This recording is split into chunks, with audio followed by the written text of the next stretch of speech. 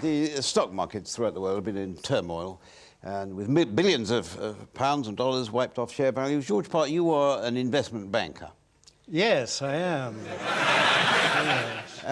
Could you say, what does being an investment banker mean? It means always having to say, I'm sorry, it seemed a good idea at the time. Could you give me some sort of example, a concrete example of what you've been doing? Yes. For instance, this morning I was advising clients, fund managers and so forth, yes, not to touch BT stock with a barge pole. BT? For what reason? Well, it's a very, very sad story. Just a year ago, BT was making thousands of pounds a second in profit, and now they're £32 billion in debt. Well, that's a huge amount of money, isn't it? Is it? Well, yes, I suppose it is. I mean, what went wrong? What could possibly... Well, you see, they spent a lot of that money on buying various companies in various parts of the world. But if they're now in difficulties, couldn't they just sell the companies and get their money back? That's very funny. I mean, if only life were that simple. Yes. But as you yourself said, you know, the stock market in the last year has plunged, and so these companies are now only worth half of what BT originally paid for them. Oh, really? What time is it? 8:05. Less than half. So, I mean, this is catastrophic. Who could have been, you know, stupid enough to advise them to do this? I did. Oh. Well, not just me alone. I mean, No. I was part of a team of investment institutions that was persuading BT to make these acquisitions. Yes. I see, but you must regret it now, do you? No, not at all. No. BT regrets it. Yeah. No. You see, in any case, I was on a percentage of the deal, so the more they paid for the companies, the more I made. In fact, it was a very good year for me, because it wasn't only BT. You know, it was NatWest and Vodafone. Vodafone yes, and Glaxo. A lot of money sloshing about. Now, when your client comes to you, what is it actually that they want from you? What they pay you for, essentially? My expertise. Yes. And my experience of the market, because, you see, my job isn't just to see what the situation is now. I mean, any fool can do that. No, my job is to see what the situation is going to be in a year or 2 years' time. But then, couldn't you have foreseen that the stock market would collapse? No one could have seen that.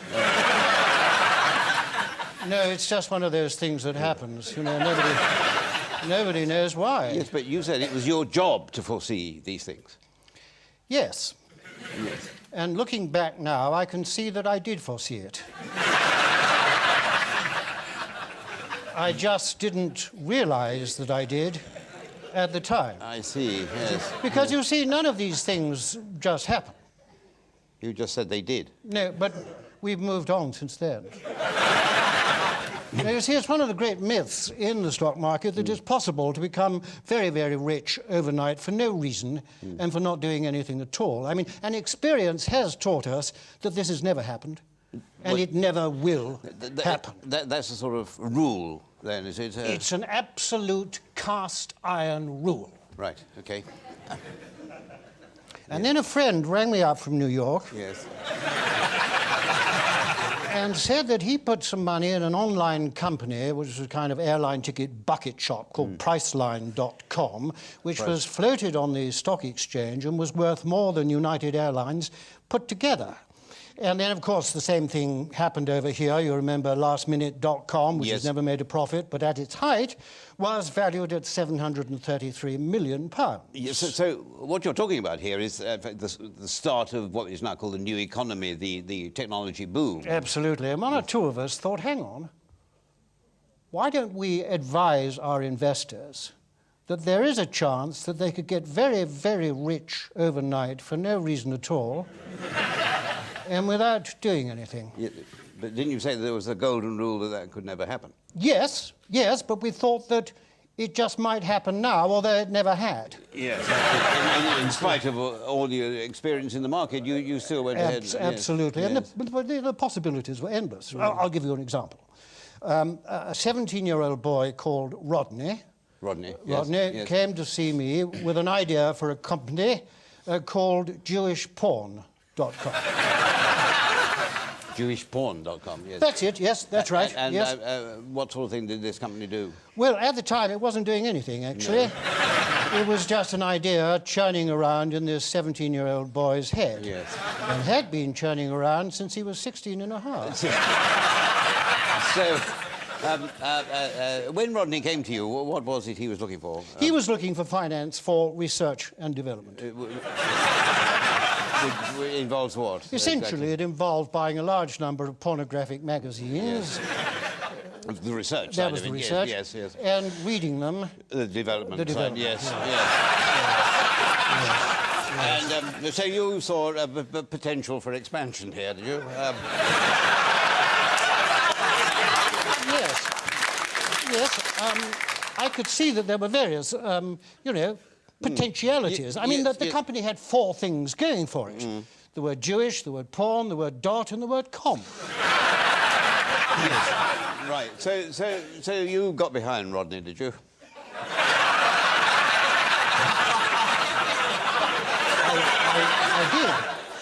I did. It seemed the safest place to be. Yes. Yes, I did. And within weeks, I managed to raise the finance and floated him on the stock exchange. And successfully at all? Staggering success. Really? Yes. On the Tuesday, he was worth, conservatively, £1.50 in pocket money. Yes. And by the Thursday, he was worth £37 million. But didn't it occur to you that this was some kind of irrational frenzy going on here? No, hang on a minute. I'm sorry, that betrays a complete misapprehension of the way that investment managers and bankers behave. Yes, you see, because I couldn't persuade investors to part with their hard-earned money if they didn't think I was sane. No, but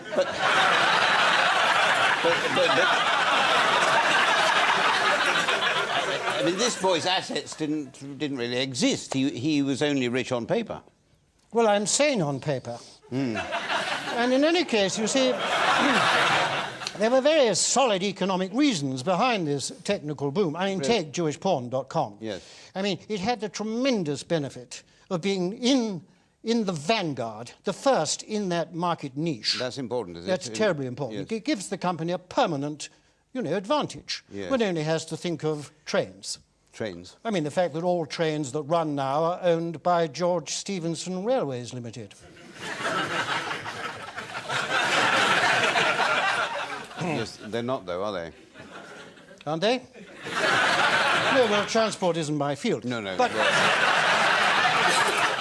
you see, there was another economic fundamental, which is cost. Costs. Yes, because compared to traditional industries, you see, online companies have very low costs. Do they? I mean, for example, the capital cost of JewishPorn.com was a second-hand computer in Rodney's bedroom. Yes, and the pornographic magazines, of course. And the pornographic magazines, and a modest outlay on drugs. Yes. But, compared with ICI, that's a drop in the ocean. But now, of course, this is bubble has burst. The high-tech bubble has burst, and it's dragging down the rest of the stock market with it. Yes, sadly, that's true. And so we could now be heading for a full-blown recession, which would bring misery to all of us. Oh, no, not us. You.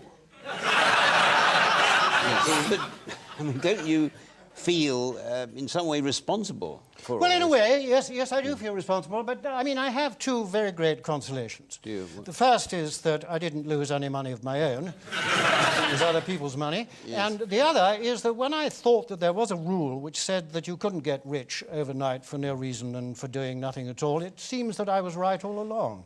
Yes. And so I'm even cleverer than I thought I was. But now, what's going to happen now? I mean, how is the market going to recover? Well, it will only recover when people like me, Investment bankers, bankers, people with enormous maturity of judgment and shrewdness. and flair, yes. And flair, yes. Flair, yes. Yes. Decide that they're going to act. Yes, but this must be... It's a terribly difficult decision. It is, really. It depends on fine-tuned judgment and split-second timing. Yes, absolutely must do. Yeah, on what basis will you make that judgment? Well, I shall look around and see what everybody else is doing, and then I'll do it. And then everyone will be doing it. The same. Everybody does the same. Thank you, George. Absolutely. Thank you very much indeed. Thank you.